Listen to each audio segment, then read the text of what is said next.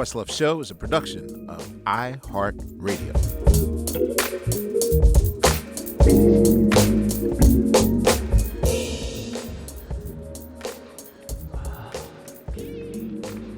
How you doing? Hi. Okay, so welcome to Web Summit.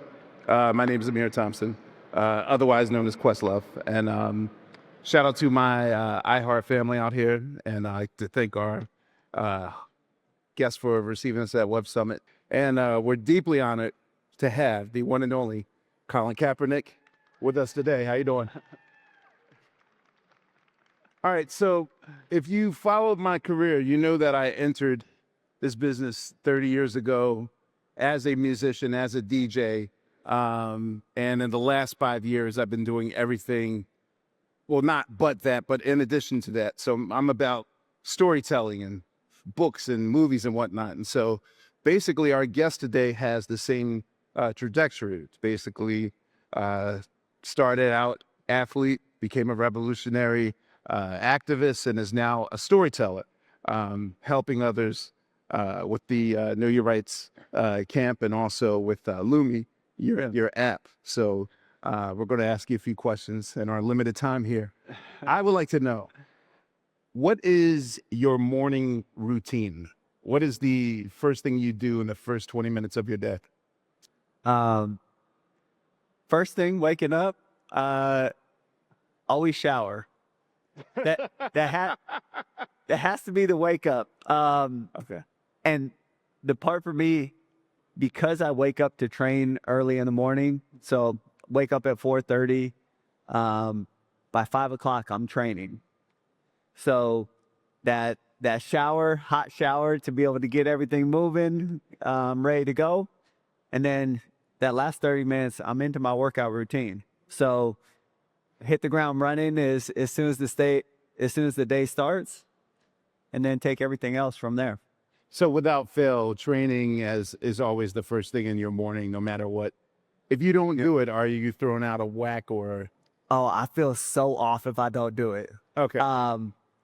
Almost like my body reaction is like, oh, we don't have to do anything today then. Got it. So gotta start the day with a workout. Okay. Okay, this is kind of a frothy question about your childhood. What television show would best describe what your childhood was like? Ooh. Well, I would say Colin in Black and White is the best one that we created. Okay. But beyond that, man, what childhood show represents? Maybe the Power Rangers. Okay. You know, I see that. we're always looking at how we could be superheroes, how we could save things, how we could be better. So we liked being the heroes of the story. Okay. So even then you were sort of manifesting or seeing what your future was going to be, even in your childhood. What secret talent of yours do you have that we don't know about? Secret talent. Yeah. That's a great question. I think most of my talent has been primarily through sports. So, I mean, I was going to be drafted by Major League Baseball coming out of high school. Okay. So baseball is an area that I had a lot of talent in. Unfortunately, I did not get any music talent. So I'm that up to you. So you can hold us down there. I'll hold us down the sports side. Okay. So this year, 2026, of course, marks the 10-year anniversary of like your life pivot into activism. Of course, you famously standing up for justice for those without a voice. I always wanted to know, so for me, music is such an integral part of my life. But during that time period, 10 years ago, what was the soundtrack? Was there a song that got you through that period, especially when you were in the thick of it? So interesting enough, during that time period, I actually had a soundtrack. Really? So my wife Nessa, she obviously works Hot 97, So she's been in the music industry for a long time. Right. She knew a lot of my favorite songs, a lot of my favorite speeches. So she put together a playlist for me that was my favorite songs and favorite speeches. That was like revolutionary music cut up. And that was my pregame playlist for that entire season. Really? So that was everything from Pac changes and Holler If You Hear Me, I got you. to Malcolm's speeches and Ali, all of those intercut.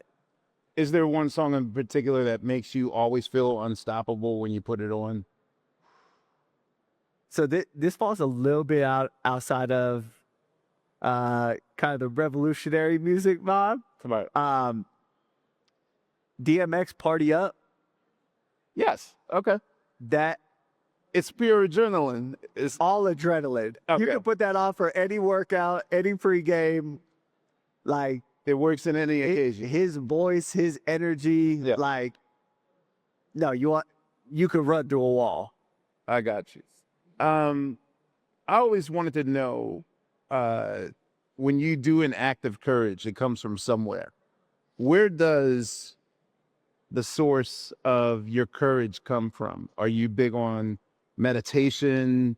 Is it something that you ponder on an hour before? Like, where's the source of your courage come from?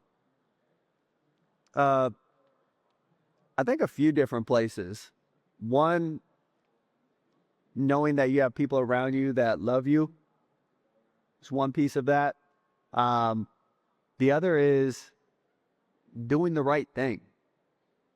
Like, there's a morality, an integrity, a sense of obligation to do the right thing. And I think oftentimes that if we don't have the knowledge and insight, then it's hard to say, oh, is this the right thing? But once you have that knowledge, then it's an area that kind of forces you to action. And for me, that was a huge piece.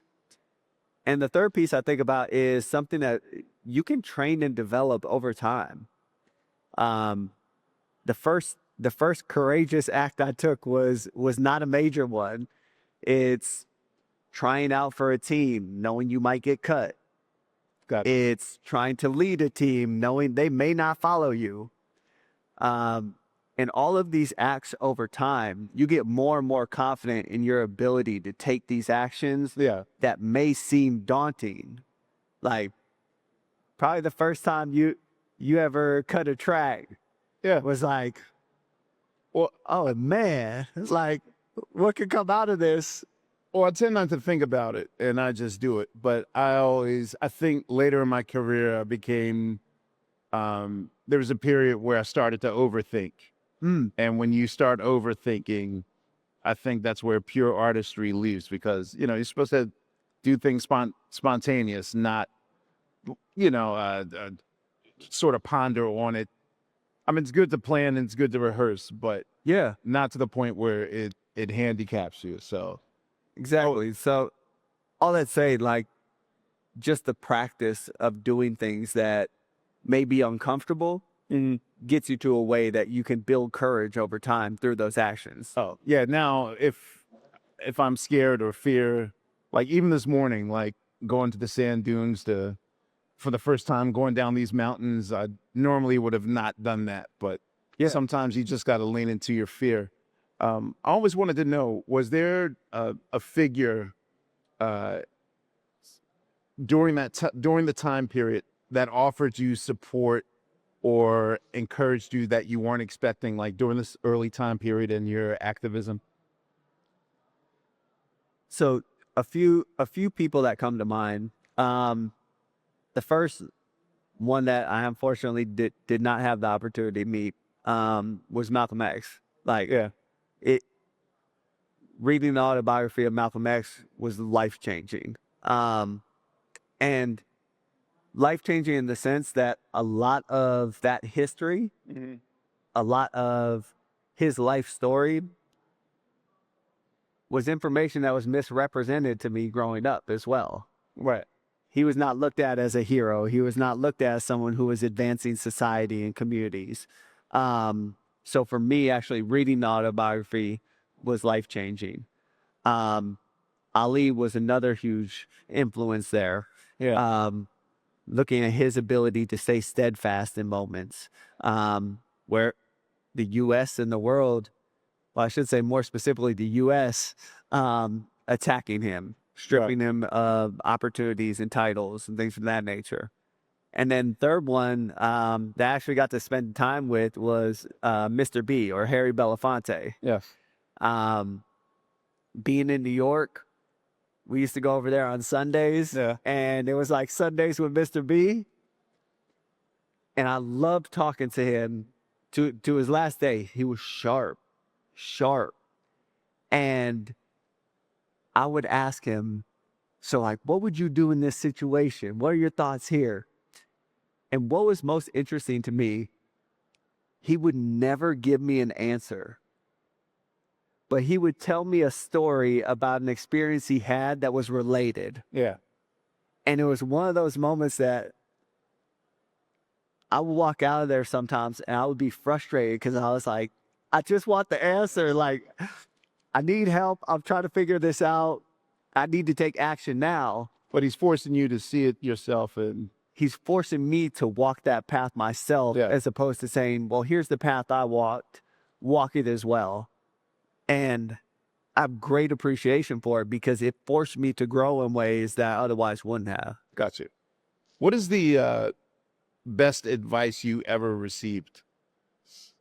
The best advice I actually think about comes from a poster I had hanging on my wall growing up. Okay. I was going to ask you if you had a childhood poster in your bedroom. What was it? But what was this poster? I can give you two pieces here. So first, this was a very like non-branded poster, two unidentified teams on it. Yeah. But it hung next to my bed and it said, "The power to win must come from within." And what it made me think about consistently was when I was on the field, when I was in the classroom, when I was doing anything in life, it has to come from you. No one else is going to go out and do it for you. Gotcha. Now, people can help along the way and they can support, but ultimately the success you want, the goal you're trying to accomplish, any of those things, it has to come from within you. And if it doesn't come from there, then you're really just kind of floating along, hoping for things to happen, as opposed to taking action and having that power in that situation. So we live in America, and 2026 is already a lot, even though it's the first month of it. Because of your work and you establishing the Know Your Rights camp, how does that play now that it's more urgent than ever with what is happening back home? Yeah. It changes some of the work that we do, but a lot of the work we've been doing, because this is a much more heightened and advanced version of it. Right. But a lot of the issues that we're seeing have been present. So a lot of that work is, how can we accelerate it? Right. So for example, we recently did a camp in LA. Camp in LA was immigration focused because of the environment of ICE coming in, trying to raid schools, trying to raid businesses. How do we offer support and protection and guidance for communities that are being attacked in real time? Mm-hmm. So that's some of the work. The other part is, and this was actually insight coming out of the camp in LA. Yeah. We have an autopsy initiative where we do free second autopsies for people who have had loved ones that have been killed by police or while they're detained. All right. And one of the students, we're talking high school students, middle school, high school students, raised his hand as we were talking about the work we were doing on the autopsy initiative, and was like, does that apply to ICE detention centers as well? Which the immediate thought that comes to mind is this child knows someone who was killed in an ICE detention center and is trying to figure out, how do we get justice for them? How do we find out what actually happened? Right. So a lot of the work we're doing is, how do we accelerate partnerships? How do we accelerate resources? How do we shift some of what we're doing to fit community needs? And how we do that as quickly as possible, because it is extremely urgent. Well, I thank you for, activating and at least planting and your community activism. I have 2 minutes left. I do want to talk about Lumi. So of course, especially in the entertainment world, older people are really slow to embrace AI. There's always conspiracy theories and whatnot. However, Lumi is counter to that. Could you speak on that? And what does Lumi offer like a younger generation? Like, what's your goal with it? Our goal there is, we're trying to address the education crisis. Yeah. First being student engagement, second being literacy, and then third being building AI skills so we have future-ready students. And part of the reason this is so important for us is, when we think about AI, when we think about the future, we have seen the impact the digital divide has had on our communities. Yes. Like, this is generational impact that we still feel to this day. AI is also a technology that is going to be generationally gap closing or gap widening. Right. And we want to make sure that our communities are at the forefront of this, meaning our students, our teachers, our districts have to be at the forefront. So we do a lot of work with our students. We do a lot of work training teachers. We do a lot of work training districts to make sure that they have the tools and the skill sets needed to be able to engage with the tools in a way that can help them advance as effective as possible. Gotcha. Okay, so my last question to you is, and I am a person who, I will say, in my kind of 35-year history as a professional, I've always been a reluctant pivoter in terms of starting at one place and then somehow morphing into what the universe wants you to be. For you, for someone listening that is at a place in their life in which they're at a crossroads, at a fork in a road, could you sort of give them advice on how you adjusted to pivoting, starting off with, dreams of athleticism and ending up being a much needed activist? First of all, is it a burden on you for us to place this on your shoulders? I mean, does it sometimes feel like a burden, or do you now accept in your heart that this is your life calling? I don't look at it as a burden. I look at it as a responsibility. Gotcha. And I think collectively, that's something that we should be looking at. I mean, we are seeing the implications of that, not taking that approach, come to fruition in real time. So I take the responsibility serious. I also know, if that can help save a life, if it can help us advance as a society, if it helps make someone better off, those are all phenomenal accomplishments. And to your question around pivoting and being able to be in different spaces, anyone who is going through that, the key thing that I would say is jump. And that goes back to the earlier conversation around courage. Like, I look at it from that lens, that it's gonna be uncomfortable. It's gonna be scary. And for me, prior to this, I had never built an AI company before. Yes. But I had done a lot of work in media. I had done a lot of work in education. I had been investing in the tech space.